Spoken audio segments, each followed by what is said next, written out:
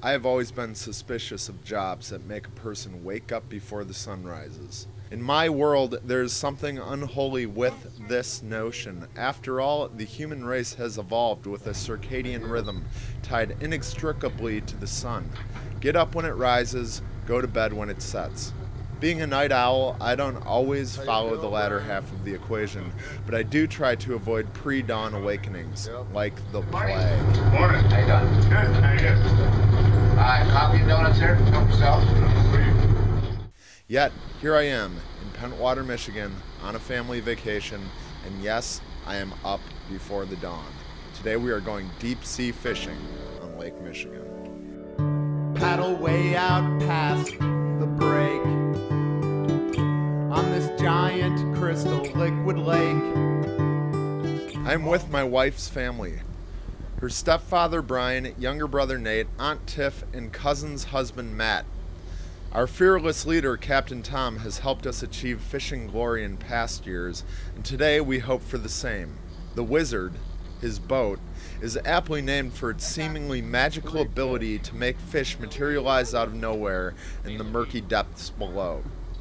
As our little vessel chugs out of the channel into Lake Michigan, the people of Pentwater lie peacefully in their beds. I rub sleep from my eyes. Out on the big lake, the moon is still as Captain Tom casts out our lines. The one plus of being up before the sun is watching it rise. I used to stay up all night as a kid to do just this, and it is always magnificent. Even more brilliant is having dinner in hand by the time it rises. I watch the fishing poles backlit by brilliant fire in the sky. It is already a great day. Chased a pelican across the bay. Flying over the water, I feel quite the same. A little slice of life left here in my wake. A quiet spark ignites a fire. All this driftwood finally meets its fate.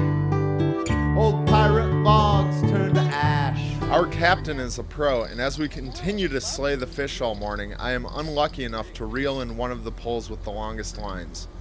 I fight the damn fish for a half an hour before emerging victorious. I guess that's one thing that bothers me about charter boat fishing. The whole thing is kind of rigged in your favor. As long as you have a good captain who knows what he's doing, you rarely lose a fish. But hey, I suppose that's why they're paid the big bucks. When all is said and done, we have 18 fish, a delectable mix of lake trout and salmon. Deep sea fishing is definitely an activity for a crowd that likes to have things more or less handed to them, which isn't always a bad thing.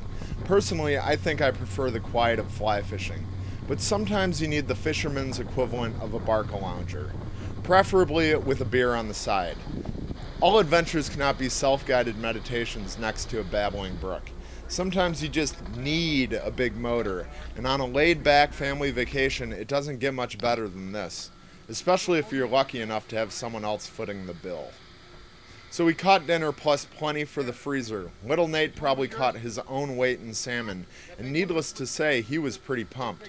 The shoreline, hidden from view on the trip out, offered epic sights of Sleeping Bear Dunes as we motored back to the marina. There's nothing quite like being way out on one of the world's few freshwater seas. Spray from the boat, misting your face, knowing that the people back on shore will be fed well tonight thanks to your tireless work. Back on shore, Captain Tom cleans the fish for us after we pose in front of our slaughter. After all, what good is a fishing trip if you don't have the trophies documented in some form for bragging rights? With the fish clean, there is only one thing left to do. Eat them. Raw. Maybe with wasabi. And maybe later in the night, my mother-in-law's 2 sticks of butter plus heavy cream fish chowder. Sometimes you have to embrace the unholy, ignore your better judgment, and get up before the sun. Sometimes you have to make that sacrifice. Come on and dance through your whole